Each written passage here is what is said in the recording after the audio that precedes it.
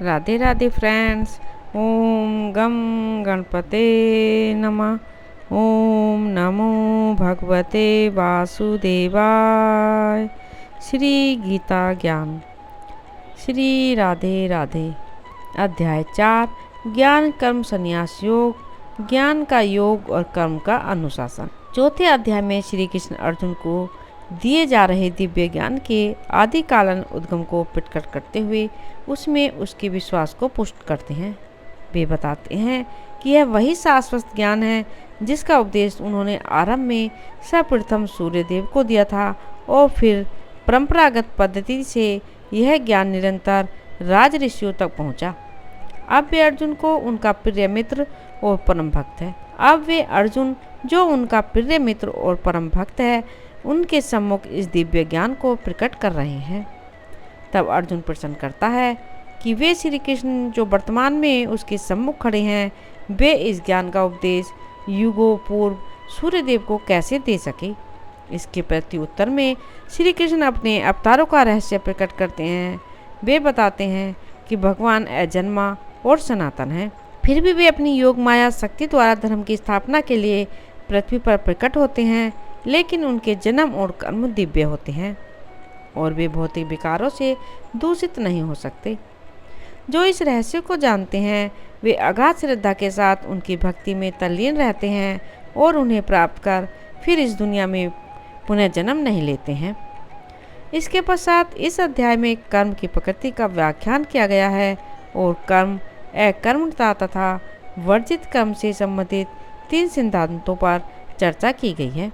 इनसे व्यतीत होता है कि कर्मयोगी अनेक प्रकार के सांसारिक दायित्वों का निर्वहन करते हुए अकर्मा की अवस्था प्राप्त कर लेते हैं और इसलिए वे कार्मिक प्रतिक्रियाओं में नहीं फंसते।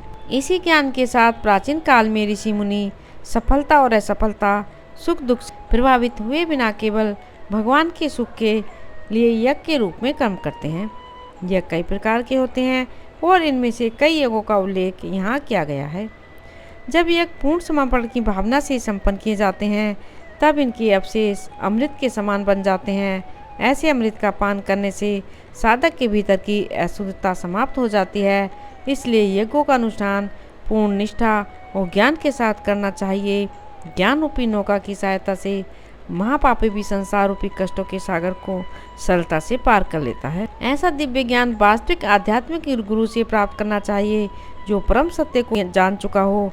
श्री कृष्ण गुरु के रूप में अर्जुन से कहते हैं कि ज्ञान की खड़क से अपने हृदय में उत्पन्न हुए संदेह को काट दो, उठो और युद्ध लड़ने के लिए अपने कर्तव्य का पालन करो। परम भगवान श्री कृष्ण ने कहा, मैंने इस शाश्वत ज्ञान योग का उपदेश सूर्यदेव व्यवसान को दिया और व्यवसान ने मनु और फिर इसके बाद मनु ने इसका उपदेश इक्ष्वाकु को दिया। हे शत्रु के दमन करता, इस प्रकार राज ऋषियों ने सतत गुरु परंपरा पद्धति द्वारा ज्ञान योग की विद्या प्राप्त की, किंतु अनंत युगों के साथ यह विज्ञान संसार से लुप्त हो गया प्रतीत होता है। उसी प्राचीन गुण योग ज्ञान को आज मैं तुम्हारे सम्मुख प्रकट कर रहा हूँ, क्योंकि तुम मेरे मित्र एवं मेरे भक्त हो, इसलिए तुम इस दिव्य ज्ञान को समझ सकते हो। अर्जुन ने कहा, आपका जन्म व्यवसान के बहुत बाद हुआ, तब मैं फिर यह कैसे मान लूँ कि प्रारंभ में आपने इन्हें इस ज्ञान का उपदेश दिया था। तुम्हारे और मेरे अंत जन्म हो चुके हैं, किंतु हे परंतप तुम उन्हें भूल चुके हो, जबकि मुझे उन सब का स्मरण है। यद्यपि मैं अजन्मा और समस्त जीवों का स्वामी और अविनाशी प्रकृति का हूँ, तथापि मैं इस संसार में अपनी दिव्य शक्ति योग माया द्वारा प्रकट होता हूँ। जब जब धरती पर धर्म का पतन और अधर्म में वृद्धि होती है तब उस समय मैं पृथ्वी पर अवतार लेता हूँ।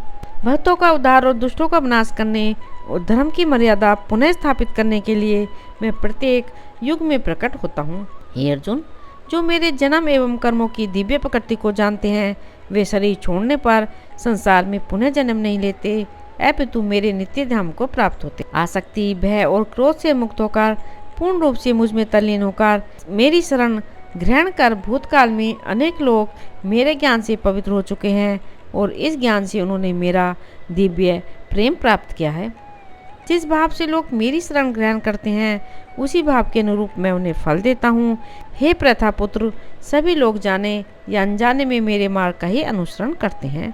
इस संसार में जो लोग सकाम कर्मों में सफलता चाहते हैं वे लोग स्वर्ग के देवताओं की पूजा करते हैं, क्योंकि सकाम कर्मों का फल शीघ्र प्राप्त होता है।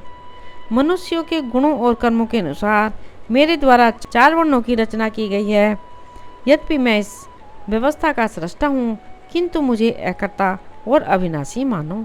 न तो कर्म मुझे दूषित करते हैं, न ही मैं कर्म के फल की कामना करता हूँ। जो मेरे इस स्वरूप को जानता है वह कभी कर्म फलों के बंधन में नहीं पड़ता। इस सत्य को जानकर प्राचीन काल में मुक्ति की अभिलाषा करने वाली आत्माओं ने भी कर्म किए, इसलिए तुम्हें भी उन मनुष्यों के पद चिन्हों का अनुसरण करते हुए अपने कर्तव्य का पालन करना चाहिए। कर्म क्या है और अकर्म क्या है, इसका निर्धारण करने में बुद्धिमान लोग भी विचलित हो जाते हैं। अब मैं तुम्हें कर्म के रहस्य से अवगत कराऊंगा, जिसे जानकर तुम सारे लोक के बंधनों से मुक्त हो जाओगे। तुम्हें सभी 3 कर्मों, अनुमोदित कर्म, विकर्म और अकर्म की प्रकृति को समझना चाहिए। इनके सत्य को समझना गहन और कठिन है।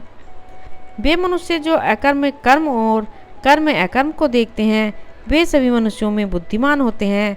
सभी प्रकार के कर्मों में प्रवृत्त रहकर भी वे योगी कहलाते हैं और अपने सभी कर्मों में पारंगत होते हैं। जिन मनुष्यों के समस्त कर्म सांसारिक सुखों की कामना से रहित हैं तथा जिन्होंने अपने कर्म फलों को दिव्य ज्ञान की अग्नि में भस्म कर दिया है, उन्हें आत्मज्ञानी संत बुद्धिमान कहते हैं। राधे राधे। ओम नमो भगवते वासुदेवाय। यदि आपने इस चैनल को अभी तक सब्सक्राइब नहीं किया है तो प्लीज़ सब्सक्राइब करें, लाइक करें, कमेंट करें, ज़्यादा से ज़्यादा शेयर करें। श्री राधे राधे। धन्यवाद।